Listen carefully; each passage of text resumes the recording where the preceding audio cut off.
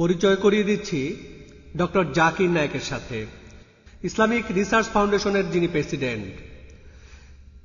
পেশাগতভাবে একজন medical doctor হলেও doctor Zakir Naik ইসলাম এবং অন্যান্য ধর্মের উপর একজন আন্তর্জাতিক খ্যাতিসম্পন্ন বক্তা হিসেবে পরিচিত। ডক্টর জাকির ইসলামের বিভিন্ন বিষয়ের ব্যাখ্যা করেন আর ইসলাম সম্পর্কে মানুষের ভুল ধারণাগুলো পরিষ্কার করেন পবিত্র কোরআন, সহিহ হাদিস এবং অন্যান্য ধর্মগ্রন্থের উদ্ধৃতি দিয়ে, আর সেই সাথে যুক্তি, বুদ্ধি আর বিজ্ঞানের সাহায্যে। তার বয়স হল এখন 38 বছর। তিনি বিশেষভাবে জনপ্রিয় সুচিন্তিত মতামত আর অকাট্য যুক্তি দিয়ে বলা তার উত্তরগুলির জন্য যখন লেকচার শেষে শ্রোতারা তাকে প্রশ্ন করেন। গত 7 বছরে ডক্টর জাকির নায়েক প্রায় 700রও বেশি বক্তৃতা দিয়েছেন ইউএসএ, কানাডা, ইউকে, সৌদি আরব, আরব আমিরাত, Kuwait, Qatar, Bahrain, Australia, South Africa, Botswana, Malaysia, Singapore, Hong Kong, Thailand, Guyana, দক্ষিণ আমেরিকা সহ আরো অনেক দেশে। এছাড়াও তিনি ইন্ডিয়াতে অসংখ্য বক্তৃতা দিয়েছেন। তিনি অসংখ্য সিম্পোজিয়াম ও আলোচনায় অংশগ্রহণ করেছেন, যেখানে অন্যান্য ধর্মের পণ্ডিত ব্যক্তিরা উপস্থিত ছিলেন। তার আলোচনা অনুষ্ঠান ডক্টর উইলিয়াম ক্যাম্বেলের সাথে আমেরিকায়, যেখানে বিষয় ছিল Quran and the Bible in the light of science, আর সেটা ছিল এক অভূতপূর্ব সাফল্য। শেখ আহমেদ দিদার, যিনি ইসলাম ও অন্যান্য ধর্মের উপরে একজন আন্তর্জাতিক খ্যাতিসম্পন্ন বক্তা, তিনি 1994 সালে ডক্টর জাকিরকে বলেছিলেন দিদাত প্লাস, আর 2000 সালের মে মাসে একটা প্লেক উপহার দিয়েছিলেন, যাতে লেখা ছিল ডক্টর জাকির আব্দুল করিম নায়েককে ইসলামের দাওয়া ও অন্যান্য ধর্মের উপর জ্ঞান চর্চায় তার অভাবনীয় সাফল্যের জন্য। বাবা, তুমি 4 বছরে যেটা করেছ, তিনি বলেছেন আমার সেটা করতে সময় লেগেছে 40 বছর। আলহামদুলিল্লাহ। ডক্টর জাকির নায়েক নিয়মিতভাবে বিভিন্ন টেলিভিশন চ্যানেলে অনুষ্ঠান করে থাকেন। পৃথিবীর 150টিরও বেশি দেশে প্রায় টিভি আর রেডিওতে তার সাক্ষাৎকার প্রচারিত হয়। তার 100টিরও বেশি বক্তৃতা, বিতর্ক, আলোচনা আর সিম্পোজিয়াম পাওয়া যায় ভিডিও ক্যাসেটে, ভিডিও সিডি আর অডিও ক্যাসেটে। তিনি ইসলাম ও অন্যান্য ধর্মের উপর অনেক বই লিখেছেন। ভাই ও বোনেরা, এখন আপনাদের সামনে আসছেন সম্পূর্ণ নতুন একটা বিষয় নিয়ে, হিন্দুইজম এবং ইসলাম ধর্মের মধ্যে সাদৃশ্য। ডক্টর জাকির নায়েক।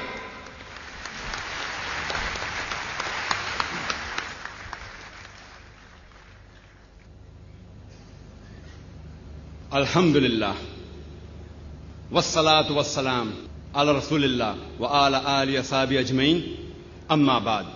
আউযু বিল্লাহি মিনাশ শাইতানির রাজীম, বিসমিল্লাহির রহমানির রহিম।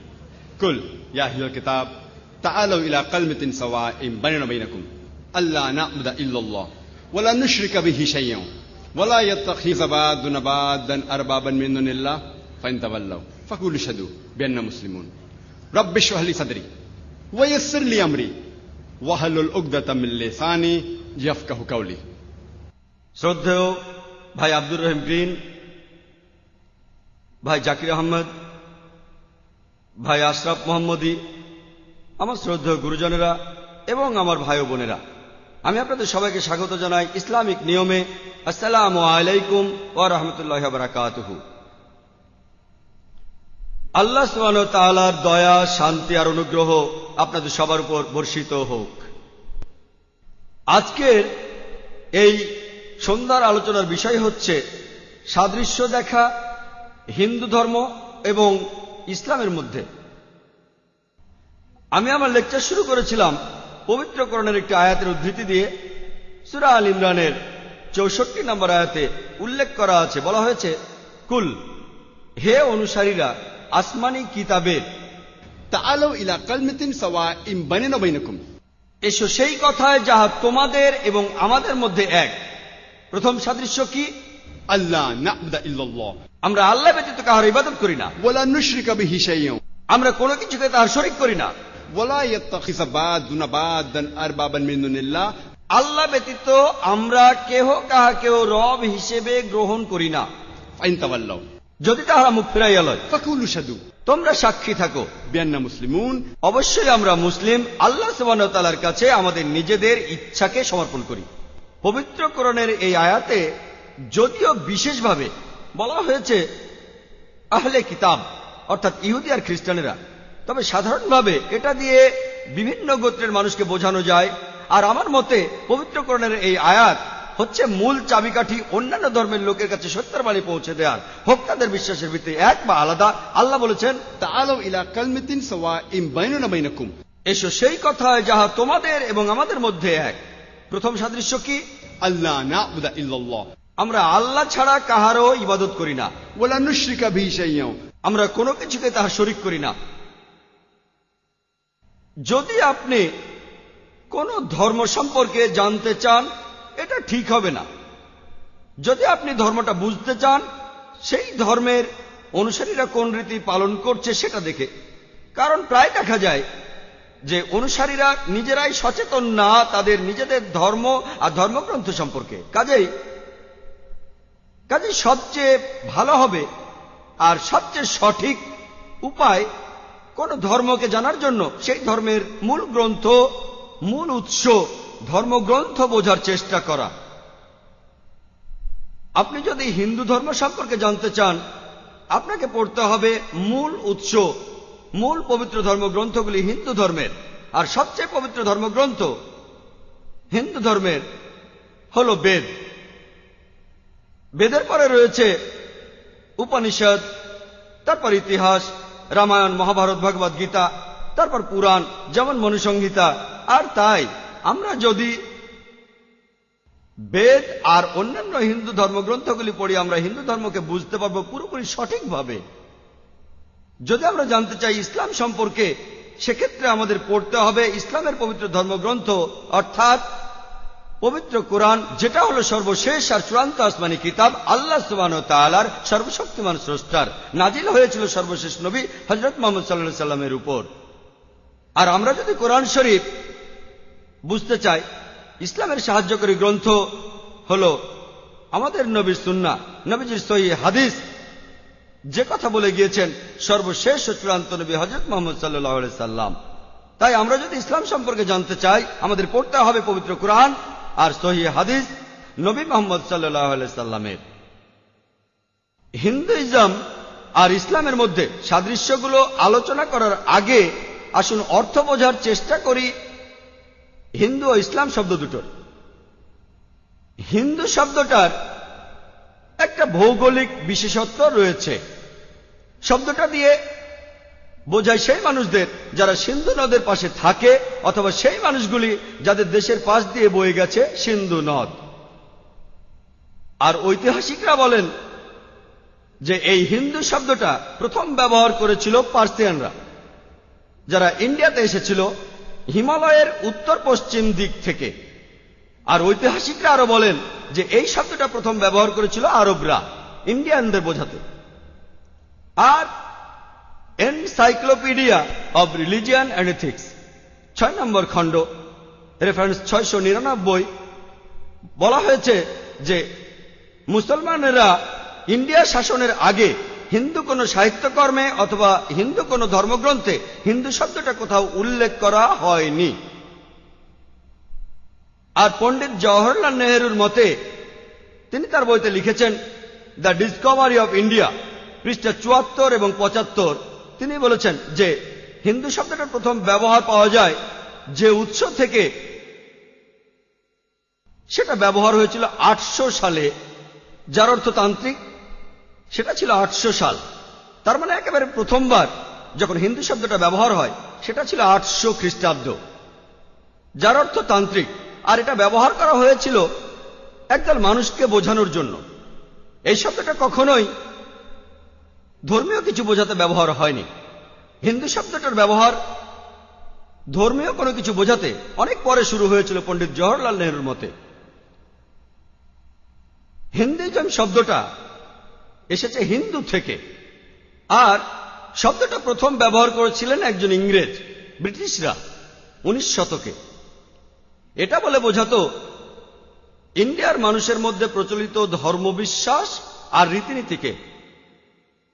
আর নিউ এনসাইক্লোপিডিয়া ব্রিটানিকা অনুযায়ী 20 নম্বর খণ্ড রেফারেন্স 581 বলা হয়েছে যে হিন্দুইজম শব্দটা প্রথম ব্যবহার করেছিল ব্রিটিশ লেখকরা। সালটা ছিল 1830, ইন্ডিয়ার মানুষের ধর্মবিশ্বাসকে বোঝানোর জন্য। তাহলে এই হিন্দুইজম নামটা দিয়েছিলেন একজন ইংরেজ। এই কারণেই হিন্দু পণ্ডিতরা তারা বলেন যে হিন্দুইজম শব্দটা আসলে সঠিক নয়। সঠিক শব্দটা এখানে হওয়া উচিত সনাতন ধর্ম, যার অর্থ চিরস্থায়ী ধর্ম, অথবা বলা উচিত বেদিক ধর্ম, অর্থাৎ বেদের ধর্ম। আর স্বামী বিবেকানন্দের মতে, যিনি হিন্দু ধর্মের একজন পণ্ডিত, তিনিও বলেছেন যে হিন্দুইজম শব্দটা আসলে সঠিক নয়। সঠিক শব্দটা হবে বেদান্তবাদী, বেদের অনুসারী। তাহলে সংক্ষেপে হিন্দু শব্দটার একটা ভৌগোলিক বিশেষত্ব রয়েছে। ধর্মীয় কোনো কিছু বোঝাতে এই শব্দটার ব্যবহার অনেক পরে শুরু হয়েছে। আর হিন্দুইজম শব্দটা চালু করেছিলেন একজন ইংরেজ। এই শব্দটা হিন্দু ধর্মের পুরনো গ্রন্থগুলির কোথাও ব্যবহার করা হয়নি, পরবর্তীতে করা হয়েছে। হিন্দু পণ্ডিতরা বলেন যে সঠিক শব্দটা হবে সনাতন ধর্ম, বেদিক ধর্ম বা বেদান্তবাদী, কিন্তু এই শব্দগুলিও হিন্দু ধর্মগ্রন্থে খুঁজে পাওয়া যাবে না। এবার আসুন বোঝার চেষ্টা করি ইসলাম বলতে কি বোঝায়। ইসলাম এসেছে আরবি শব্দ সালাম থেকে, যার অর্থ শান্তি। এই শব্দটা এসেছে সিলম থেকে, যার অর্থ নিজের ইচ্ছাকে সমর্পণ করা সর্বশক্তিমান ঈশ্বরের কাছে। তাহলে ইসলাম বলতে এক কথায় বোঝায় কারো নিজের ইচ্ছাকে আল্লাহর কাছে সমর্পণের মাধ্যমে শান্তি অর্জন করা। এই শব্দটার উল্লেখ রয়েছে পবিত্র কোরআনে এবং নবীজির বহু হাদিসে। পবিত্র কোরআনের অনেক জায়গায় উল্লেখ আছে, যেমন সূরা আল ইমরানের 19 নম্বর আয়াতে এবং সূরা আল ইমরানের 85 নম্বর আয়াতে উল্লেখ আছে। মুসলিম শব্দটার অর্থ একজন ব্যক্তি যে নিজের ইচ্ছাকে সমর্পণ করে সর্বশক্তিমান স্রষ্টার কাছে। আর এই শব্দটা অনেকবার উল্লেখ করা হয়েছে সহিহ হাদিস এবং পবিত্র কোরআনের অনেক জায়গায়, যেমন সূরা আল ইমরানের 64 নম্বর আয়াতে। একটা ভুল ধারণা প্রচলিত আছে যে ইসলাম একটা নতুন ধর্ম, যেটার উৎপত্তি হয়েছে 1400 বছর আগে এবং মহানবী মুহাম্মদ সাল্লাল্লাহু আলাইহি সাল্লাম হলেন এটার প্রবর্তক। সত্যি বলতে ইসলামের উৎপত্তি হয়েছে সৃষ্টির প্রথম লগ্নে, যখন মানুষ এই পৃথিবীতে পা রেখেছিল। আর মহানবী মুহাম্মদ সাল্লাল্লাহু আলাইহি সাল্লাম ইসলাম ধর্মের প্রবর্তক নন, বরং তিনি হলেন সর্বশেষ এবং চূড়ান্ত নবী, সর্বশক্তিমান স্রষ্টা। আমার এই লেকচারে হিন্দু ধর্ম আর ইসলামের সাদৃশ্য নিয়ে, এখানে সেই সাদৃশ্য নিয়ে আমি কথা বলবো না যেগুলোর কথা দুই ধর্মের অনুসারীরাই জানে, দুই ধর্মের অনুসারীরাই। যেমন ধরুন, দুটো ধর্মই বলে সত্যি কথা বলুন, দুটো ধর্মই বলে মিথ্যে বলা উচিত নয়, মিথ্যে কথা বলবেন না। দুটো ধর্মই বলে আপনি দয়ালু হন, নিষ্ঠুরতা দেখাবেন না। সত্যি বলতে আমি আজ বলবো হিন্দুইজম ও ইসলামের সেই সাদৃশ্যগুলো নিয়ে, যেগুলো সম্পর্কে এই দুই ধর্মের বেশিরভাগ অনুসারীরাই জানে না, অল্প কয়েকজন বাদে যারা ধর্মগ্রন্থগুলি সম্পর্কে ভালোভাবে জানে। আসুন আলোচনা করি সেই সাদৃশ্যগুলো নিয়ে হিন্দুইজম এবং ইসলামের। পবিত্র কোরআনে সূরা বাকারার 177 নম্বর আয়াতে উল্লেখ আছে, বলা হয়েছে, ইহা গুরুত্বপূর্ণ নয় যে তুমি পূর্ব অথবা পশ্চিমে মুখ ফিরাইয়া দাঁড়াইবে, তবে ইহাই গুরুত্বপূর্ণ যে তুমি আল্লাহকে বিশ্বাস করিবে, পরকালে বিশ্বাস করিবে, ফেরেশতাগণে বিশ্বাস, কিতাবসমূহে বিশ্বাস এবং নবীদের উপর বিশ্বাস। একটি হাদিসের উল্লেখ আছে সহিহ মুসলিমে 2 নম্বর খণ্ডে, বইয়ের নাম ঈমান, 2 নম্বর অধ্যায় 6 নম্বর হাদিস। একজন লোক মহানবী সাল্লাল্লাহু আলাইহি সাল্লামের কাছে এলেন এবং জিজ্ঞেস করলেন, ঈমান কি? মহানবী বললেন যে ঈমান অর্থ বিশ্বাস আনা আল্লাহ স্রষ্টার উপর, ফেরেশতাদের উপর, আসমানি কিতাবের উপর, ইহকাল ও পরকালের উপর, আর প্রেরিত নবীদের উপর এবং নিয়তি বা কদরের উপর। তাহলে মূলত মোট 6টি স্তম্ভ রয়েছে ঈমানের, ইসলাম ধর্মে। প্রথমটা হলো আল্লাহর উপর বিশ্বাস, দ্বিতীয়টা ফেরেশতাদের উপর, তৃতীয় আসমানি কিতাব, চতুর্থ প্রেরিত নবীদের উপর, পঞ্চমটা ইহকাল ও পরকাল অর্থাৎ মৃত্যুর পরের জীবন, আর ষষ্ঠটা হলো কদরে বিশ্বাস, যার অর্থ নিয়তি। আসুন আলোচনা করি সাদৃশ্যগুলো নিয়ে হিন্দুইজম ও ইসলামের স্তম্ভগুলির মধ্যে। প্রথমে আসি ধর্মে ঈশ্বরের ধারণা নিয়ে। আসুন বোঝার চেষ্টা করি ঈশ্বর বলতে হিন্দু ধর্মে কি বোঝায়। যদি কোনো সাধারণ হিন্দুকে প্রশ্ন করেন সে কতজন দেবতাকে বিশ্বাস করে, কেউ হয়তো বলবে 3 জন, কেউ বলবে 10 জন, কেউ বলবে 100 জন, কেউ বলবে 1000, আবার কেউ হয়তো বলবে 33 কোটি বা 330 মিলিয়ন। কিন্তু যদি কোনো হিন্দু পণ্ডিতকে জিজ্ঞেস করেন যা ধর্মগ্রন্থগুলো সম্পর্কে ভালো জ্ঞান আছে, তিনি আপনাদের বলবেন হিন্দুদের বিশ্বাস আর উপাসনা করা উচিত মাত্র একজন সর্বশক্তিমান ঈশ্বরে। কিন্তু একজন সাধারণ হিন্দু যে ধর্মমতে বিশ্বাস করে সেটি হলো প্যান্থেইজম। একজন সাধারণ হিন্দু বলবে যে সবকিছুই স্রষ্টা, গাছ স্রষ্টা, সূর্য স্রষ্টা, চাঁদ স্রষ্টা, মানুষও স্রষ্টা, সাপও স্রষ্টা। আর আমরা মুসলিমরা বলি সবকিছুই স্রষ্টার। স্রষ্টা শব্দটার সাথে একটা র অক্ষর আছে। সবকিছু স্রষ্টার, গাছ স্রষ্টার, সূর্য স্রষ্টার, চাঁদ হলো স্রষ্টার, মানুষ স্রষ্টার, সাপও হলো স্রষ্টার। তাহলে প্রধান পার্থক্যটা হলো একজন সাধারণ হিন্দু আর সাধারণ মুসলমানের মধ্যে, যে একজন হিন্দু বলবে সবকিছু স্রষ্টা আর মুসলমানরা বলি সবকিছু স্রষ্টার। স্রষ্টা শব্দটার পরে একটা র আছে। প্রধান পার্থক্যটা হলো র অক্ষরটা। যদি আমরা এই পার্থক্যটা দূর করতে পারি, যদি এই র অক্ষরটার পার্থক্য দূর করতে পারি, তাহলে হিন্দু আর মুসলমানরা এক হতে পারবো। সেটা কিভাবে করব? تعالوا إلى كلمة سواء بيننا وبينكم এসো সেই কথায় যাহা আমাদের এবং তোমাদের মধ্যে এক। প্রথম সাদৃশ্য কি? ألا نعبد إلا الله। আমরা আল্লাহ ব্যতীত কাহারও ইবাদত করি না। আসুন এবার বোঝার চেষ্টা করি হিন্দু ধর্মগ্রন্থগুলি সর্বশক্তিমান স্রষ্টা সম্পর্কে কি বলে। হিন্দু ধর্মে হিন্দু ধর্মগ্রন্থগুলির মধ্যে একটি পবিত্র গ্রন্থ হল উপনিষদ। ছান্দোগ্য উপনিষদে উল্লেখ করা আছে 6 নম্বর অধ্যায় 2য় পরিচ্ছেদের 1ম অনুচ্ছেদে বলা হয়েছে একম এবিদিত্যম। এটা একটা সংস্কৃত উদ্ধৃতি যার অর্থ স্রষ্টা মাত্র একজনই, দ্বিতীয় কেউ নেই। এটার উল্লেখ আছে শ্বেতাসূত্র উপনিষদে 6 নম্বর অধ্যায়ের 9 অনুচ্ছেদে। না চা সে কসিজ জনিতা না চদিপা।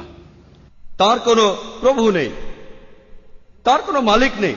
সর্বশক্তিমান স্রষ্টার কোনো বাবা মা নেই, তার কোনো মা নেই, তার কোনো বাবা নেই, তার চেয়ে বড় কেউ নেই। এটার উল্লেখ আছে শ্বেতাসূত্র উপনিষদের 4 নম্বর অধ্যায়ের 19 অনুচ্ছেদে। না তস্য প্রতিমা অস্তি। যার অর্থ স্রষ্টার কোনো প্রতিকৃতি নেই, সর্বশক্তিমান স্রষ্টার কোনো প্রতিমূর্তি নেই। এছাড়া বলা হয়েছে শ্বেতাসূত্র উপনিষদে 4 নম্বর অধ্যায়ের 20 নম্বর অনুচ্ছেদে স্রষ্টা হলেন নিরাকার। কেউ তাকে চোখ দিয়ে দেখতে পায় না, কেউ চোখ দিয়ে তার আকৃতি দেখতে পায় না। আর হিন্দু ধর্মগ্রন্থগুলির মধ্যে সবচেয়ে জনপ্রিয় হল ভগবদ গীতা। এটার উল্লেখ আছে ভগবদ গীতায় 7 নম্বর অধ্যায়ের 20 নম্বর অনুচ্ছেদে। সেই সব লোক যাদের বিচার বুদ্ধি কেড়ে নিয়েছে জাগতিক আকাঙ্ক্ষা, তারা অপদেবতার উপাসনা করে। ভগবদ গীতা 7 নম্বর অধ্যায় 20 অনুচ্ছেদে বলছে যে সব জড়বাদী লোকেরা তারা অপদেবতার উপাসনা করে আর মূর্তি পূজা করে। হিন্দু ধর্মগ্রন্থগুলির মধ্যে সবচেয়ে পবিত্র হল বেদ। যজুর্বেদে উল্লেখ আছে 32 নম্বর অধ্যায়ের 3 নম্বর অনুচ্ছেদে না তস্য প্রতিমা অস্তি। স্রষ্টার কোনো প্রতিমূর্তি নেই, সর্বশক্তিমান ঈশ্বরের কোনো প্রতিমূর্তি নেই। তিনি কখনো জন্মাননি, তারই উপাসনা করা উচিত। যজুর্বেদে উল্লেখ করা আছে 40 নম্বর অধ্যায়ের 8 নম্বর অনুচ্ছেদে সর্বশক্তিমান ঈশ্বর নিরাকার এবং পবিত্র। যজুর্বেদে আরো উল্লেখ আছে 40 নম্বর অধ্যায়ের 9 অনুচ্ছেদে अंधात्म प्रविशन्ति या असम्भूति उपास्ते। আন্ধাত্মা, যার অর্থ অন্ধকার, প্রবিশান্তি অর্থ প্রবেশ করা, আর আসাম্বতি অর্থ প্রাকৃতিক বস্তু যেমন আগুন, বাতাস, পানি। তাহলে যজুর্বেদের 40 অধ্যায় 9 অনুচ্ছেদ বলছে তারা অন্ধকারে প্রবেশ করে যারা প্রাকৃতিক বস্তুর পূজা করে, যেমন আগুন, পানি, বাতাস ইত্যাদি। এখানে আরো উল্লেখ আছে তারা আরো অন্ধকারে প্রবেশ করে যারা পূজা করে সাম্মতি, অর্থাৎ মানুষের তৈরি বস্তু যেমন টেবিল, চেয়ার, মূর্তি ইত্যাদি। এছাড়াও উল্লেখ আছে অথর্ববেদে 20 নম্বর গ্রন্থ 58 নম্বর অনুচ্ছেদের 3য় পরিচ্ছেদে। देव महाअसी সৃষ্টিকর্তা হলেন সুমহান। আর বেদগুলির মধ্যে সবচেয়ে পবিত্র হল ঋগ্বেদ। ঋগ্বেদে উল্লেখ করা আছে 1 নম্বর গ্রন্থ 164 নম্বর অনুচ্ছেদের 46 নম্বর পরিচ্ছেদে, एकम सत विप्र बहुधा विधान्ते। সত্য একটাই, স্রষ্টা একজনই, জ্ঞানীরা এক স্রষ্টাকে অনেক নামে ডেকে থাকেন। আর একই কথা যে স্রষ্টা একজনই, জ্ঞানীরা তাকে অনেক নামে ডেকে থাকেন। একই কথা আছে ঋগ্বেদের 10 নম্বর গ্রন্থে 114 অনুচ্ছেদের 5ম পরিচ্ছেদে। আর শুধুমাত্র ঋগ্বেদেই 2 নম্বর গ্রন্থের 1 অনুচ্ছেদে একে একে 33টি আলাদা নামে ডাকা হয়েছে সর্বশক্তিমান স্রষ্টাকে। এগুলোর মধ্যে একটি উল্লেখ আছে ঋগ্বেদের 2 নম্বর গ্রন্থ 1 অনুচ্ছেদের 2য় পরিচ্ছেদে, সেটা হলো ব্রহ্মা। ব্রহ্মা শব্দটার অর্থ সৃষ্টিকর্তা। শব্দটার যদি আরবি করেন অর্থ দাঁড়ায় খালিক। মুসলমানদের কোনো আপত্তি থাকবে না যদি কেউ বলে সর্বশক্তিমান ঈশ্বর হলেন খালিক বা সৃষ্টিকর্তা। কিন্তু যদি কেউ বলে সর্বশক্তিমান ঈশ্বর সৃষ্টিকর্তা, তার 4টি মাথা আছে, প্রত্যেক মাথায় একটি করে মুকুট, আমরা মুসলমানরা প্রবল আপত্তি জানাবো। এছাড়াও আপনি শ্বেতাসূত্র উপনিষদের বিরুদ্ধে যাচ্ছেন। 4 নম্বর অধ্যায়ের 19 অনুচ্ছেদে বলা হয়েছে न तस्य प्रतिमा अस्ति। স্রষ্টার কোনো প্রতিমূর্তি নেই। অন্য আরেকটি নামে ডাকা হয়েছে ঋগ্বেদের 2 গ্রন্থ 1 অনুচ্ছেদের 3য় পরিচ্ছেদে, সেটা হলো বিষ্ণু। বিষ্ণু অর্থ রক্ষাকারী, অর্থাৎ পালনকর্তা। যদি এটার আরবি করেন তাহলে কাছাকাছি শব্দ রব। মুসলমানদের কোনো আপত্তি নেই যদি কেউ সর্বশক্তিমান ঈশ্বরকে বলেন রব, বিষ্ণু বা পালনকর্তা।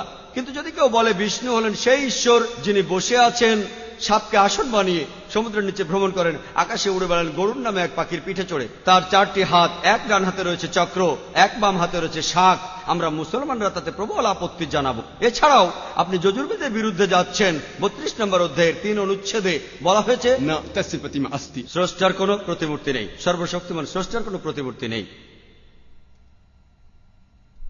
এছাড়া উল্লেখ আছে ঋগ্বেদের 8 নম্বর গ্রন্থ 1 অনুচ্ছেদের 1ম পরিচ্ছেদে, मां च दिनदी संसद। শুধু তার বন্দনা করো, শুধুমাত্র তাকেই উপাসনা করা উচিত। ঋগ্বেদে উল্লেখ আছে 6 নম্বর গ্রন্থ 45 নম্বর অনুচ্ছেদের 16 পরিচ্ছেদে, या एक इत मुष्टि ही। শুধু তার বন্দনা করো, শুধুমাত্র তাকেই উপাসনা করা উচিত। আর ব্রহ্মসূত্র সেখানে কথা বলা হয়েছে एकम ब्राह्म द्यूता नास्ते नहना नास्ते किंचन। ভগবান একই है, दूसरा नहीं है, नहीं है, नहीं है, जरा भी नहीं है। ঈশ্বর মাত্র একজনই, দ্বিতীয় কেউ নেই, কেউ নেই, কেউ নেই, কখনো কেউ ছিলও না। তাহলে আপনারা হিন্দু ধর্মগ্রন্থগুলি পড়লে হিন্দু ধর্মের ঈশ্বরকে বুঝতে পারবেন। আসুন এবার আমরা ইসলাম ধর্মের ঈশ্বরকে বোঝার চেষ্টা করি। কোন মুসলমান যদি সবচেয়ে সুন্দরভাবে ইসলাম ধর্মের ঈশ্বরের ধারণা ব্যাখ্যা করতে চান, তাহলে তিনি বলবেন পবিত্র কোরআনে সূরা ইখলাসের 1 থেকে 4 নম্বর আয়াতে বলা হয়েছে কুল হুয়াল্লাহু আহাদ, বলো তিনি আল্লাহ এক এবং অদ্বিতীয়। আল্লাহুস সামাদ, আল্লাহ অবিনশ্বর, চিরস্থায়ী। লাম ইয়ালিদ ওয়া লাম ইউলাদ, তিনি কাহাকেও জন্ম দেন নাই, জন্ম নেন নাই। ওয়া লাম ইয়াকুল লাহু কুফুয়ান আহাদ, তাহার সমতুল্য কেহ নাই। সর্বশক্তিমান ঈশ্বরের এই 4 লাইনের সংজ্ঞাটি রয়েছে পবিত্র কোরআনে। কেউ যদি দাবি করে যে সে ঈশ্বর, সে যদি এই 4 লাইনের সংজ্ঞার শর্তগুলো পূরণ করে, আমরা মুসলমানরা তাহলে কোনো দ্বিধা ছাড়াই সেই লোককে ঈশ্বর বলে মেনে নেব। আর ঠিক এই কথাটাই বলা হয়েছে হিন্দু ধর্মগ্রন্থগুলিতে। এর 4টা পয়েন্টই, প্রথমটা হলো কুল হুয়াল্লাহু আহাদ, বলো তিনি আল্লাহ এক এবং অদ্বিতীয়। ছান্দোগ্য উপনিষদে একই কথা আছে। 6ষ্ঠ অধ্যায়ের 2 অনুচ্ছেদ 1 নম্বর পরিচ্ছেদে বলা হয়েছে এক্কাম এবি দ্বিতীয়াম, সৃষ্টিকর্তা মাত্র একজনই, দ্বিতীয় কেউ নেই। 2 নম্বর পয়েন্ট আল্লাহুস সামাদ, আল্লাহ তিনি অবিনশ্বর, চিরস্থায়ী। একই কথার উল্লেখ আছে ভগবদ গীতায় 10 নম্বর অধ্যায় 3 অনুচ্ছেদে, যে সর্বশক্তিমান ঈশ্বর যাবতীয় পৃথিবী সমূহের প্রভু। 3 নম্বর পয়েন্ট লাম ইয়ালিদ ওয়া লাম ইউলাদ, তিনি কাহাকেও জন্ম দেন নাই, জন্ম নেন নাই। একই কথার উল্লেখ আছে শ্বেতাসূত্র উপনিষদে 6 নম্বর অধ্যায় 9 অনুচ্ছেদে, যে মহান স্রষ্টার কোনো বাবা মা নেই, তার কোনো প্রভু নেই, তার কোনো মা নেই, তার কোনো বাবা নেই। আর 4 নম্বর পয়েন্ট ওয়ালাম ইয়াকুল্লাহু কুফুয়ান আহাদ, তাহার সমতুল্য কেউ নাই। একই কথার উল্লেখ আছে শ্বেতাসূত্র উপনিষদে 4 নম্বর অধ্যায়ের 19 পরিচ্ছেদে। এছাড়াও যজুর্বেদ 32 নম্বর অধ্যায়ের 3 অনুচ্ছেদে বলা হয়েছে নাতাস্তি প্রতিমা আস্তি, সৃষ্টিকর্তা তাহার সমতুল্য কেহ নাই, তাহার মতো কিছু নাই। যদি কেউ দাবি করে যে সে ঈশ্বর, যদি সে এই 4 লাইনের সংজ্ঞার শর্তগুলো পূরণ করতে পারে, যেটার উল্লেখ আছে পবিত্র কোরআনে সূরা ইখলাসে অথবা হিন্দু ধর্মগ্রন্থে, আমরা মুসলিমরা কোনো দ্বিধা ছাড়াই সেই লোককে ঈশ্বর বলে মেনে নেব। যেমন ধরুন, আমাদের আশেপাশে অনেক মানুষ তারা মনে করে ভগবান রজনীশ একজন ঈশ্বর। একবার প্রশ্নোত্তর পর্বে এক হিন্দু ভাই আমাকে বলেছিলেন, আমরা হিন্দুরা তাকে ঈশ্বর হিসেবে মানি না। আমি জানি, আমি কখনোই বলিনি হিন্দুরা তাকে ঈশ্বর বলে মানে, আমি বলেছি কিছু লোক তাকে ঈশ্বর বলে মানে। আমি হিন্দু ধর্মগ্রন্থ পড়েছি, কোথাও লেখা নেই রজনীশ একজন ঈশ্বর, কিন্তু অনেক লোকে আছে যারা ভগবান রজনীশকে ঈশ্বর বলে মানে। আসুন ভগবান রজনীশকে সূরা ইখলাস আর হিন্দু ধর্মগ্রন্থের অনুচ্ছেদগুলো দিয়ে পরীক্ষা করে দেখি। 1 নম্বর হলো কুল হুয়াল্লাহু আহাদ, বলো তিনি আল্লাহ এক, অদ্বিতীয়, একাম এবি দ্বিতীয়াম, সৃষ্টিকর্তা একজনই, দ্বিতীয় কেউ নেই। ভগবান রজনীশ কি এক অদ্বিতীয়? সেই কি একমাত্র মানুষ যে নিজেকে ঈশ্বর দাবি করেছে? পৃথিবীর হাজার হাজার মানুষ নিজেকে ঈশ্বর দাবি করেছে, বিশেষ করে ইন্ডিয়ায় হাজার মানুষ নিজেকে ঈশ্বর দাবি করেছে, রজনীশই একমাত্র নয়। কিন্তু রজনীশের ভক্তরা বলবে সে আসলেই আলাদা, আসলেই অদ্বিতীয়। তাহলে পরের পরীক্ষাটা করি। আল্লাহ হুস্তামাদ, আল্লাহ তিনি অবিনশ্বর ও চিরস্থায়ী। রজনীশ কি অবিনশ্বর আর চিরস্থায়ী? রজনীশের আত্মজীবনী পড়লে দেখতে পাবেন রজনীশ ডায়াবেটিসে ভুগতেন, অ্যাজমা ছিল, পিঠে ব্যথা ছিল। চিন্তা করেন, ঈশ্বর অ্যাজমায় ভোগেন, তার পিঠে ব্যথা থাকে, ডায়াবেটিস আছে।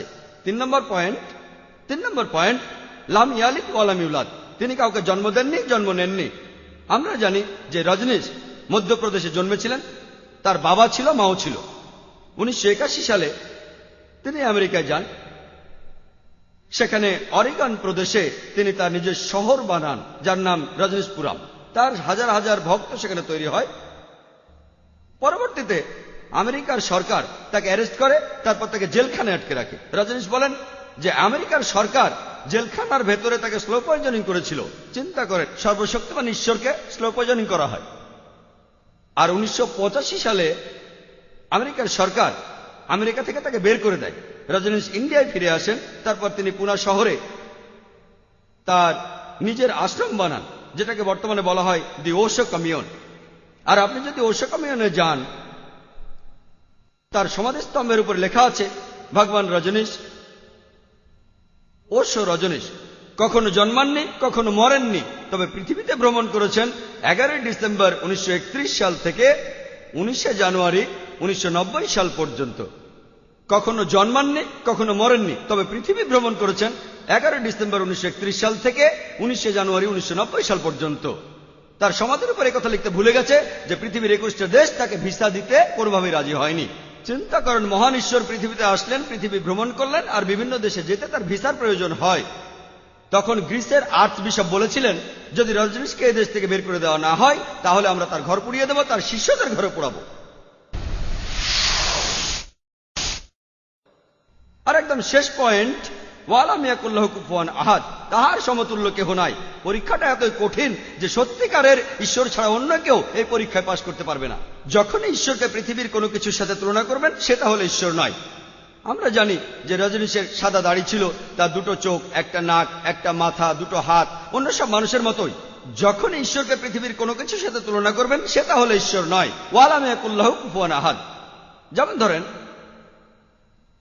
যদি কেউ বলে সর্বশক্তিমান ঈশ্বর তিনি 1000 গুণ বেশি শক্তিশালী আর্নল্ড শোয়ার্জনেগারের চেয়ে, আপনারা হয়তো তার নাম শুনে থাকবেন। তার এক সময় টাইটেল ছিল মিস্টার ইউনিভার্স, পৃথিবীর সবচেয়ে শক্তিশালী মানুষ। যদি কেউ বলে সর্বশক্তিমান স্রষ্টা শোয়ার্জনেগারের চেয়ে 1000 গুণ শক্তিশালী, যখন ঈশ্বরকে কারোর সাথে তুলনা করবেন, হোক সেটা 1000 গুণ বা লক্ষ গুণ, হোক সেটা আর্নল্ড শোয়ার্জনেগার, দারা সিং বা কিং কং, যখন ঈশ্বরকে আপনি কোনো কিছুর সাথে তুলনা করবেন, সে তাহলে ঈশ্বর নয়। ওয়ালাম ইয়াকুল্লাহু কুফুয়ান আহাদ, তাহার সমতুল্য কেহ নাই। এটা হলো সর্বশক্তিমান ঈশ্বরের 4 লাইনের সংজ্ঞা। এটাই বলা আছে পবিত্র কোরআনে, যেটাকে আমরা বলি ধর্মবিশ্বাসের কষ্টি পাথর। তাহলে সব দেবতা যাদেরকে বিভিন্ন মানুষ উপাসনা করে তাদেরকে সূরা ইখলাসের পরীক্ষায় ফেলুন। যদি সেই দেবতা সূরা ইখলাসের পরীক্ষায় পাশ করে, হিন্দু ধর্মগ্রন্থের সাথে মিলে যায়, তাহলে সে আসলে ঈশ্বর। আর ফেল করলে সে সত্যিকার ঈশ্বর নয়। আর আল্লাহ সুবহানাহু ওয়া তাআলা কোরআনে বলেছেন, সূরা ইসরার 110 নম্বর আয়াতে উল্লেখ করা আছে, আল্লাহ বলছেন, কলিদুল্লাহ আবিদুর রহমান আইয়ামা তাদু ফালাল আসমাউল হুসনা। তোমরা আল্লাহর নামে আহ্বান করো অথবা রহমান, যে নামে আহ্বান করো না কেন, সকল সুন্দর নাম সেগুলো তো তাহারই। আপনি আল্লাহ সুবহানাহু ওয়া তাআলাকে যে কোনো নামে ডাকতে পারেন, তবে নামটা হবে সঠিক নাম, এটা হবে সুন্দর নাম, এতে করে আমাদের মনে কোনো ছবি ভাসবে না। আর এই কথাটা যে সুন্দর নামগুলি সেগুলো আল্লাহ তাআলার, এই কথাটা সূরা ইসরার 110 নম্বর আয়াতে, এছাড়াও কথাটা রয়েছে পবিত্র কোরআনে সূরা আরাফের 180 নম্বর আয়াতে, সূরা তাহার 8 নম্বর আয়াতে এই কথা বলা হয়েছে। এছাড়া উল্লেখ আছে সূরা হাশরের 24 নম্বর আয়াতে যে সবচেয়ে সুন্দর নামগুলি সেগুলি আল্লাহ তাআলার। আর যদি আপনারা পবিত্র কোরআন পড়েন, এই কোরআনে 99টি আলাদা নামে ডাকা হয়েছে আল্লাহ সুবহানাহু ওয়া তাআলাকে। যেমন ধরেন আর রহমান, আর রাহিম, আল হাকিম, পরম করুণাময়, পরম দয়ালু, পরম জ্ঞানী, 99টি সুন্দর নাম। আর প্রধান নামটি হলো আল্লাহ। আমরা ইসলাম ধর্মের অনুসারীরা কেন আল্লাহকে ডাকি আরবি শব্দ আল্লাহ নামে, কেন ইংরেজিতে গড বলি না? কারণ ইংরেজি গড শব্দটাকে দিয়ে অনেক শব্দই বানানো যায়, যেটা আরবি শব্দ আল্লাহ দিয়ে সম্ভব না।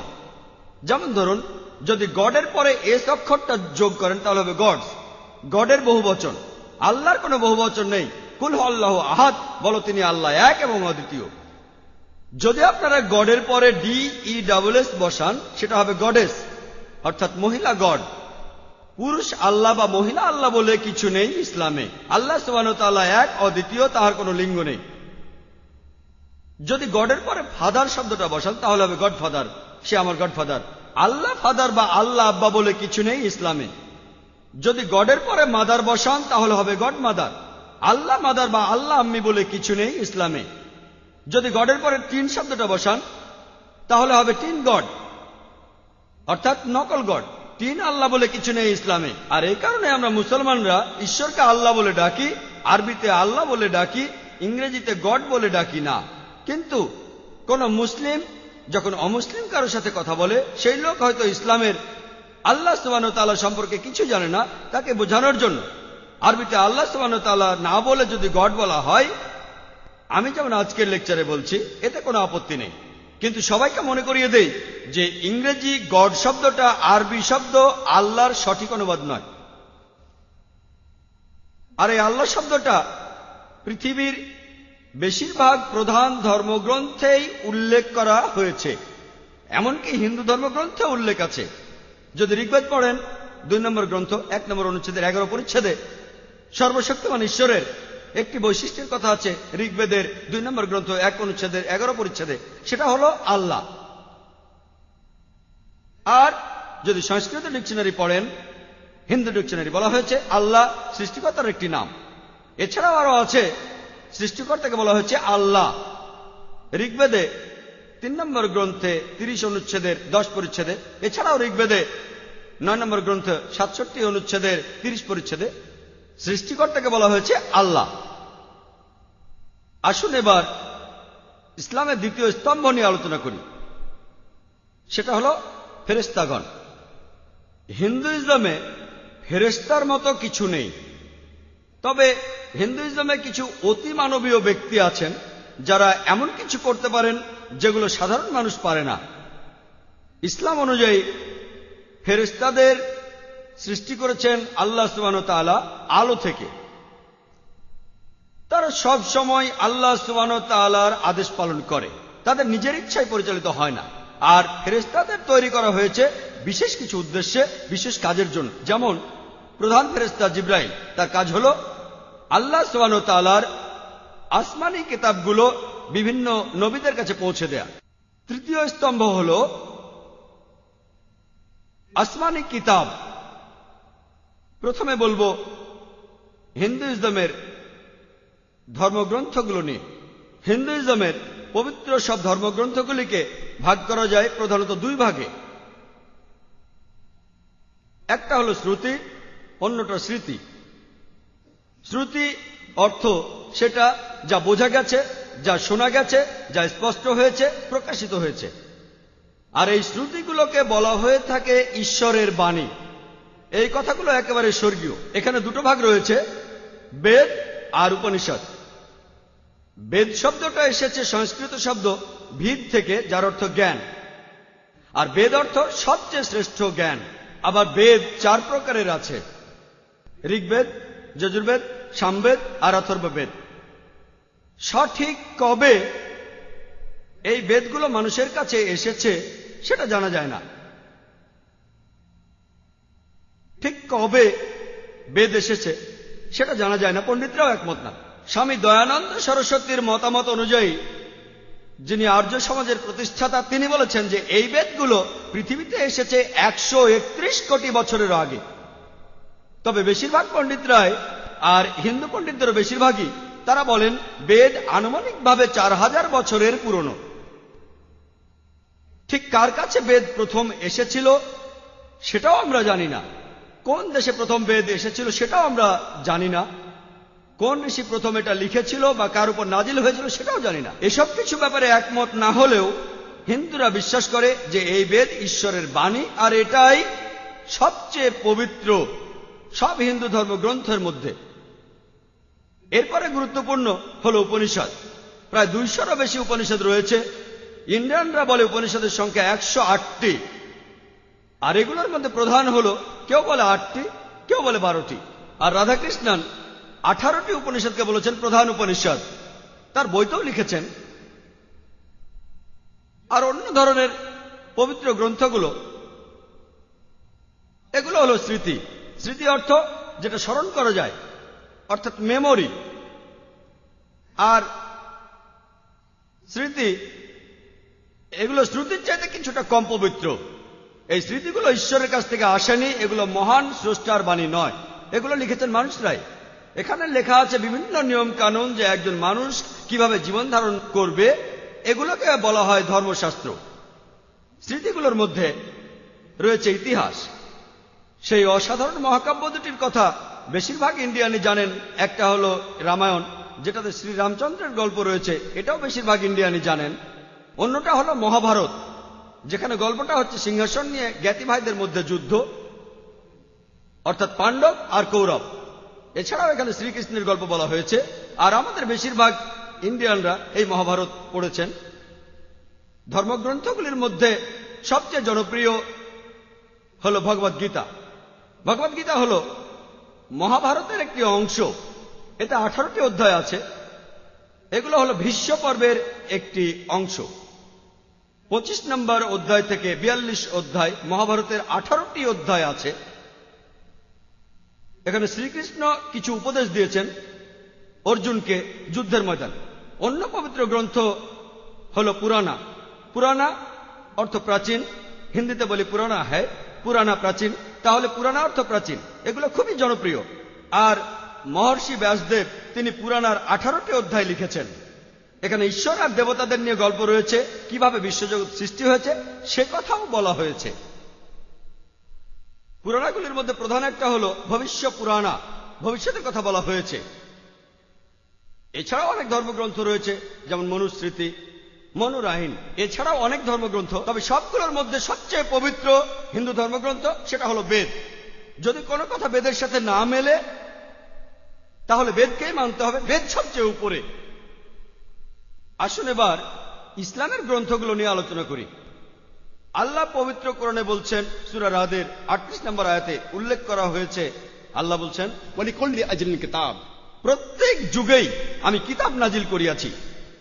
মহান স্রষ্টা অনেকগুলো কিতাব পাঠিয়েছেন, কিন্তু সর্বশেষ আর চূড়ান্ত আসমানি কিতাব হলো পবিত্র কুরআন, যেটা নাজিল হয়েছিল সর্বশেষ আর চূড়ান্ত নবী হযরত মুহাম্মদ সাল্লাল্লাহু আলাইহি সাল্লামের উপর। আর সব আসমানি কিতাব, আগের কিতাবগুলি পবিত্র কোরআনের আগে, সেগুলো নাজিল হয়েছিল একটি বিশেষ গোত্রের জন্য, এবং সেগুলো ছিল একটি নির্দিষ্ট সময়ের জন্য। কিন্তু সর্বশেষ আর চূড়ান্ত আসমানি কিতাব পবিত্র কোরআন শুধু মুসলিম বা আরবদের জন্য নাজিল হয়নি, কোরআন পুরো মানব জাতির জন্য নাজিল হয়েছে। পবিত্র কোরআনে সূরা ইব্রাহিমের 1 নম্বর আয়াতে উল্লেখ করা আছে, সূরা ইব্রাহিমের 52 নম্বর আয়াতে উল্লেখ করা আছে, সূরা বাকারার 185 নম্বর আয়াতে উল্লেখ আছে, আর এছাড়াও সূরা জুমারের 41 নম্বর আয়াতে উল্লেখ করা হয়েছে যে কোরআন অবতীর্ণ হয়েছে সমগ্র মানব জাতির জন্য। ইসলাম ধর্মে কোরআন হলো সবচেয়ে পবিত্র গ্রন্থ। প্রথমটা হলো এটা মহান সৃষ্টিকর্তার বাণী, আর কোরআনের সাহায্যকারী গ্রন্থ হিসেবে আপনারা ইসলাম ধর্মে পাবেন আমাদের প্রিয় নবী যা বলেছেন সহিহ হাদিস। সর্বশেষ ও চূড়ান্ত নবী হযরত মুহাম্মদ সাল্লাল্লাহু আলাইহি সাল্লাম যা বলে গিয়েছেন, এই সহিহ হাদিস কখনোই পবিত্র কোরআনের বিরুদ্ধে যাবে না। পবিত্র কোরআন আর সহিহ হাদিসের মধ্যে কখনোই কোনো বিরোধ হবে না। এই দুটোই হলো ইসলাম ধর্মের সবচেয়ে পবিত্র গ্রন্থ। আসুন এবার ইসলামের চতুর্থ স্তম্ভ নিয়ে কথা বলি, সেটা হলো নবী রাসূলগণ। প্রথমে আমরা হিন্দু ধর্মের প্রেরিত দূতদের কথা বলবো। সাধারণ হিন্দুরা তারা অবতারবাদে বিশ্বাস করে। অবতার একটা সংস্কৃত শব্দ যেটা এসেছে আও থেকে, অর্থ নিচে, এবং ত্র অর্থ ভ্রমণ করা। তাহলে অবতার মানে নিচে আসা বা নিচে পাঠানো। আর অক্সফোর্ড ডিকশনারিতে বলা হয়েছে যে হিন্দু মাইথোলজি অনুযায়ী অবতার মানে কোন পূর্ণ আত্মা বা দেবতার পৃথিবীতে আসা মানুষের রূপ নিয়ে। সাধারণ হিন্দুরা বিশ্বাস করে যে অবতার হলেন ঈশ্বর, যিনি মানুষের রূপ নিয়ে এই পৃথিবীতে আসেন। আর সাধারণ হিন্দুরা জানে যে মহান স্রষ্টা মানুষ হিসেবে জন্মান, অবতার হয়ে জন্মান, যাতে করে তিনি বিভিন্ন অন্যায় অবিচারের প্রতিবাদ করতে পারেন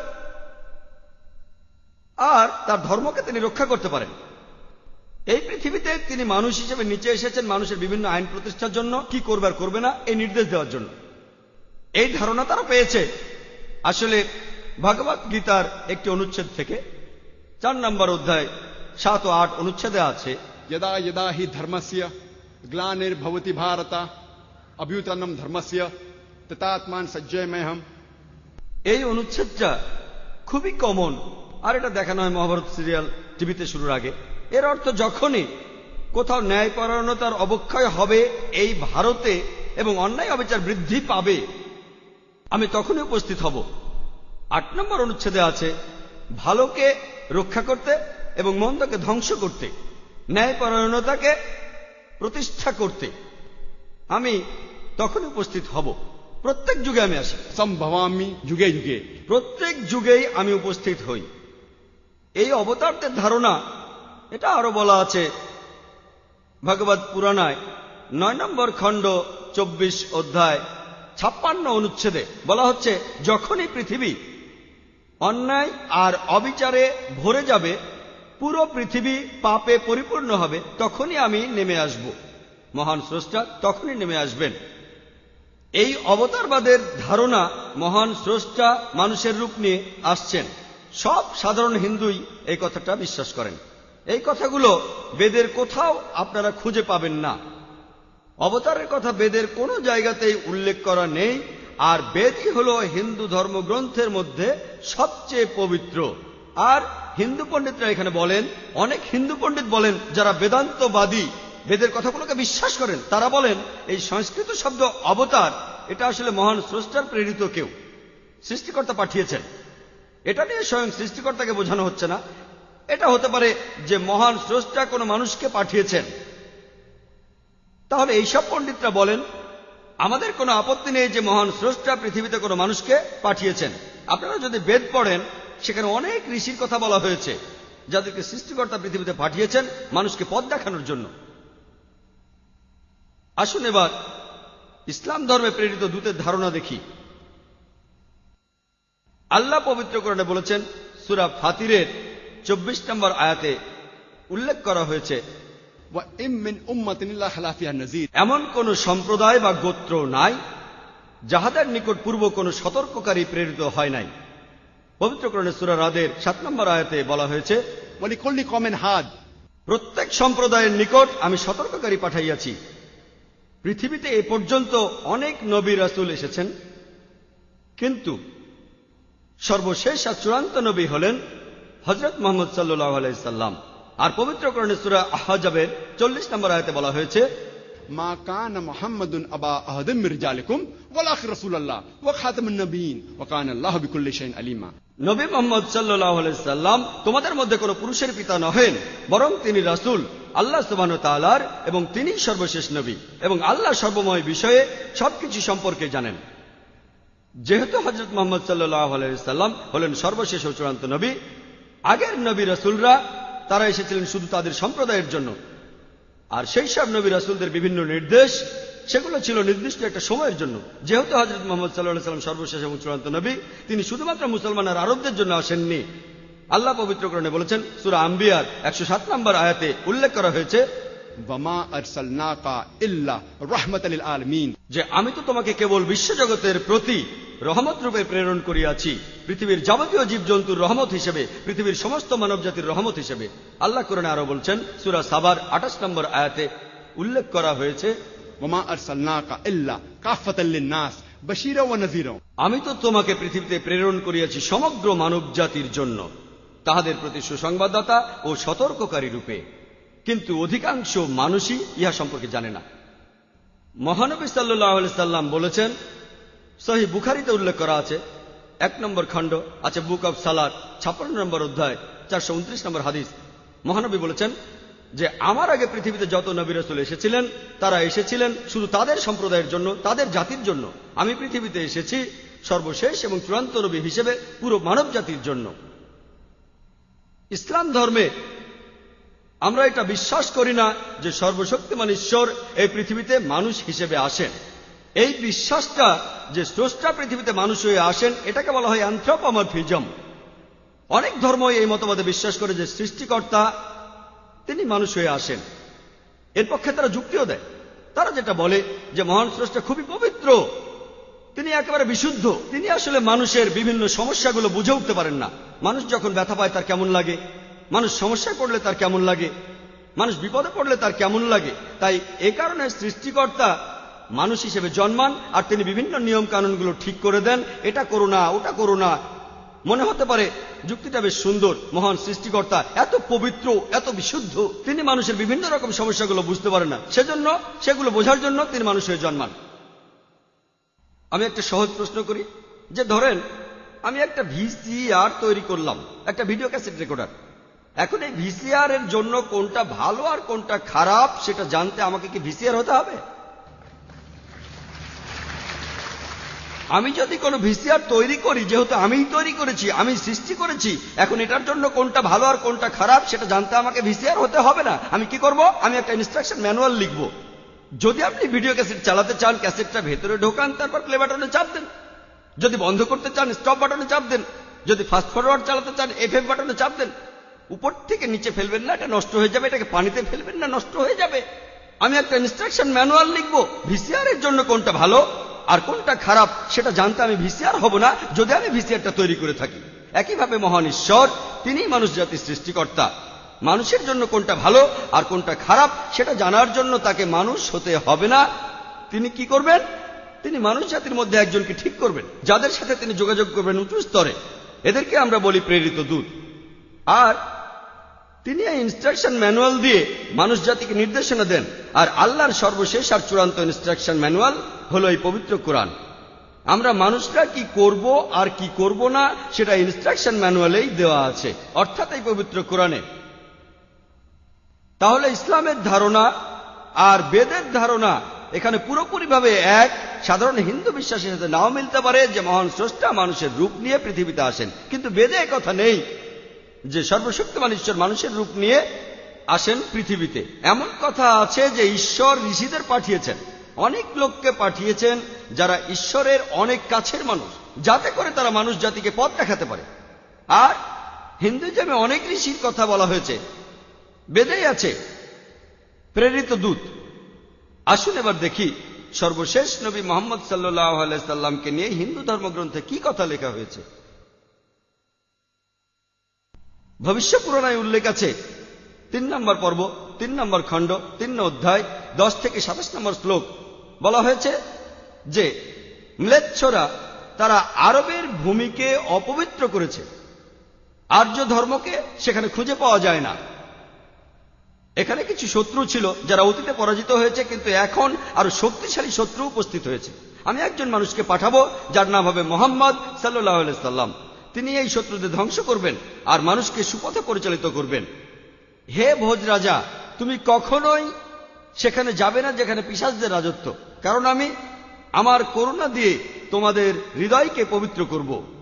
তখন দেবদূতের মতো একজন মানুষ তিনি রাজার সামনে আসলেন আর বললেন, হে রাজা, আমাকে এখানে পাঠিয়েছেন ঈশ্বর পরমাত্মা। আর্য ধর্ম পৃথিবীতে বিরাজ করবে, যে ধর্মটা সত্য, দ্বীনুল হক, সেটা পৃথিবীতে বজায় থাকবে। আমাকে এখানে পাঠিয়েছেন ঈশ্বর পরমাত্মা, যাতে মাংসভোজীদের বিশ্বাসকে প্রতিষ্ঠা করা যায়। আমার অনুসারীরা হবে সেই লোকেরা যারা সুন্নতে খাতনা করবে, আর তাদের মাথার উপরে কোনো টিকি থাকবে না। তারা একটা বিপ্লব তৈরি করবে, তারা মুখে দাড়ি রাখবে, তারা প্রার্থনার জন্য আহ্বান করবে, বিধিসম্মত সব খাবারই খাবে, তবে তারা শূকরের মাংস খাবে না। তারা লতাগুল্মের মাধ্যমে পবিত্র হবে না, বরং যুদ্ধ বিগ্রহের মাধ্যমে পবিত্র। তাদেরকে বলা হবে মুসলমান, আর তারা হবে মাংসভোজী। এই ভবিষ্যৎবাণী যে একজন ঋষি আসবেন, আর সেই ঋষির নাম উল্লেখ করা হয়েছে মুহাম্মদ সাল্লাল্লাহু আলাইহি ওয়াসাল্লাম, আর বলা আছে তিনি মানুষ জাতিকে সঠিক পথে পরিচালিত করবেন। আমরা জানি মুহাম্মদ সাল্লাল্লাহু আলাইহি ওয়াসাল্লাম আরবদের পথ দেখিয়েছেন। সে সময়কে বলা হয়তো আয়ামে জাহেলিয়া, অর্থাৎ বিশৃঙ্খলার যুগ। তিনি তাদের আলো সন্ধান দিয়েছেন। আর বলা হয়েছে তার অনুসারীদের খতনা করা থাকবে। মুসলমানরা খতনা দেয়, তাদের মাথায় কোনো টিকি থাকবে না, মাথার পেছনে কোনো লেজ থাকবে না, মুসলমানদেরও থাকে না। তাদের মুখে দাড়ি থাকবে, মুসলমানরাও দাড়ি রাখে। তারা একটা বিপ্লব ঘটাবে, তারা প্রার্থনার জন্য আহ্বান করবে, আর সেটা হলো আজান। আমরা মুসলিমরা আজান দেই, নামাজের জন্য আহ্বান করি। তারা সব বিধিসম্মত খাবার খাবে, কিন্তু শূকরের মাংস তারা ছোবে না। আমরা মুসলিমরা শূকরের মাংস খাই না। তারা লতাগুল্মের মাধ্যমে পবিত্র হবে না, তারা পবিত্র হবে যুদ্ধ বিগ্রহের মাধ্যমে। আর পবিত্রকরণে আমাদেরকে বলা হয়েছে সত্যের জন্য যুদ্ধ করব, অন্যায় অবিচারের বিরুদ্ধে। তাদেরকে বলা হবে মুসলমান, তারা হবে মাংসভোজী। ভবিষ্যৎ পুরাণের এই ভবিষ্যৎবাণী একেবারে পরিষ্কারভাবে সর্বশেষ ও চূড়ান্ত নবী মুহাম্মদ সাল্লাল্লাহু আলাইহি সাল্লাম এবং তার অনুসারীদের কথা বলছে। মুহাম্মদ সাল্লাল্লাহু আলাইহি সাল্লামের নাম বিভিন্ন জায়গায় অনেকবার বলা হয়েছে, হাতে সময় নেই, সেজন্য ভবিষ্যৎ পুরাণ থেকে কয়েকটা উদাহরণ দিচ্ছি। এই ভবিষ্যৎবাণী করা হয়েছে ভবিষ্যৎ পুরাণের 3য় পর্ব 3য় খণ্ড 3য় অধ্যায়ের 5 থেকে 8 শ্লোকে। এছাড়া বলা আছে ভবিষ্যৎ পুরাণের 3য় পর্বে 1ম খণ্ড 3য় অধ্যায়ের 21 থেকে 23 নম্বর শ্লোকে। সর্বশেষ আর চূড়ান্ত নবী মুহাম্মদ সাল্লাল্লাহু আলাইহি সাল্লামের কথা উল্লেখ করা হয়েছে অথর্ববেদে 20 নম্বর গ্রন্থে 127 নম্বর অধ্যায়ের 1 থেকে 14 নম্বর মন্ত্রে। এগুলোকে আরো বলা হয় কুন্টুব সুক্তাস। কুন্টুব সংস্কৃত শব্দ, অর্থাৎ পেটের একটা লুকানো গ্রন্থি। তার মানে এই মন্ত্রগুলির অর্থ লুকানো রয়েছে, এগুলো পরে জানা যাবে। এখানে সবগুলো মন্ত্র নিয়ে আলোচনা করার মতো সময় নেই, আমি শুধু প্রথম 4টা মন্ত্র নিয়ে কিছু কথা বলবো। 1 নম্বর মন্ত্র বলছে তিনি হলেন নরসাংসা, তিনি হলেন কাওরামা, তিনি পরাজিত করবেন 60,090 জন শত্রুকে। 2 নম্বর মন্ত্র বলছে তিনি উটের পিঠে চড়বেন। 3 নম্বর মন্ত্র বলছে তিনি হলেন মামা ঋষি। 4 নম্বর মন্ত্রে তাকে আরো বলা হচ্ছে রেব। 1 নম্বর মন্ত্র বলছে তিনি হলেন নরসাংসা। নরসাংসা শব্দটা এসেছে নর থেকে, অর্থাৎ কোনো ব্যক্তি বা একজন লোক, আর সাংসা অর্থ প্রশংসা, কারোর প্রশংসা করা। তাহলে নরসাংসা অর্থ যে ব্যক্তিকে প্রশংসা করা হয়। আর আপনারা যদি মহানবী মুহাম্মদ সাল্লাল্লাহু আলাইহি সাল্লামের নামের ইংরেজি অনুবাদ করেন, যদি তার নামের ইংরেজি অনুবাদ করেন তার অর্থ যার প্রশংসা করা হয়, তাহলে নরসাংসা শব্দটার আরবি অনুবাদ করলে সেটা হবে মুহাম্মদ সাল্লাল্লাহু আলাইহি সাল্লাম। এখানে নামই উল্লেখ করা হচ্ছে। এরপর বলা হচ্ছে তিনি হলেন কাওরামা। এই কাওরামা শব্দটার একটা অর্থ সংস্কৃতিতে হলো শান্তির রাজপুত্র, আর মুহাম্মদ সাল্লাল্লাহু আলাইহি সাল্লাম শান্তির রাজপুত্র ছিলেন। আরেকটা অর্থ হলো যে বিদেশে যায়। হযরত মুহাম্মদ সাল্লাল্লাহু আলাইহি সাল্লাম হিজরত করেছিলেন মক্কা থেকে মদিনায়, তিনি বিদেশে গিয়েছিলেন। এছাড়া প্রথম মন্ত্রে আছে তিনি 60,090 জন শত্রুকে পরাজিত করবেন। আর সে সময় মক্কায় যেসব লোকজন থাকতো তাদের মধ্যে যারা নবীজির বিরুদ্ধে ছিল তাদের সংখ্যা আনুমানিকভাবে 60,090 জন। وَمِنْ آيَاتِهِ اللَّيْلُ وَالنَّهَارُ وَالشَّمْسُ وَالْقَمَرُ لَا تَسْجُدُوا لِلشَّمْسِ